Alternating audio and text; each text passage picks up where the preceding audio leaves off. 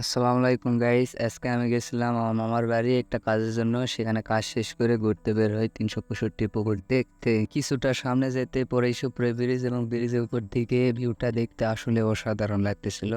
এবং এখানে বেশিক্ষণ সময় না দিয়ে আমরা বেরিয়ে পড়ি বিলের উদ্দেশ্যে।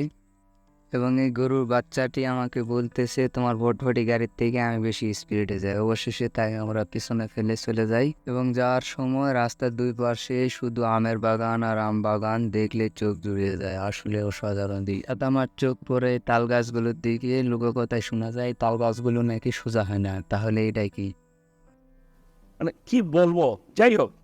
যাই হোক, তাল গাছ বাদ দিয়ে আমরা যেতে লাগলাম বিলের মাঝখানের দিকে এবং যেতেই রাস্তার দুই পাশে সারি সারি গাছ, অসাধারণ দৃশ্য। এবং এখানে রয়েছে 365টি পুকুর।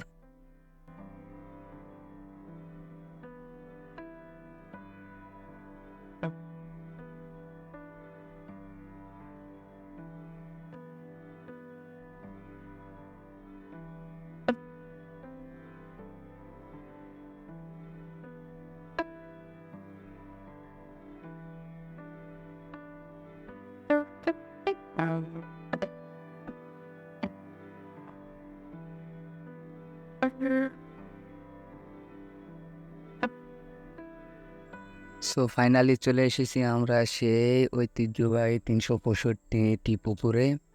এবং এখানে প্রত্যেকটি পুকুরের আলাদা আলাদা নাম রয়েছে। এবং আমার সামনে যে পুকুরটি দেখতে পাচ্তেছেন, এটার নাম আমি আসলে জানি না, কিন্তু পুকুরটি আসলে অসাধারণ দৃশ্য। এবং আপনারা দেখতেই পাচ্ছেন যে এখানে এক জায়গারে 365টি পুকুর রয়েছে। এবং এখানে স্থানীয়দের থেকে জানতে পারি যে পাল আমলের কোনো এক রাজা রানীর অসুস্থ হয় এবং এরা কবিরাজ রাজাকে বলে 365 পুকুরে 365 দিন গোসল করতে হবে, তাহলে রানী সুস্থ।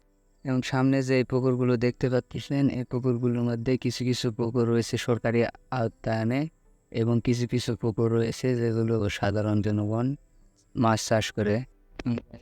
আমার এই ব্লগটি আপনাদের কাছে কেমন লাগলো অবশ্যই কমেন্টে জানাবেন।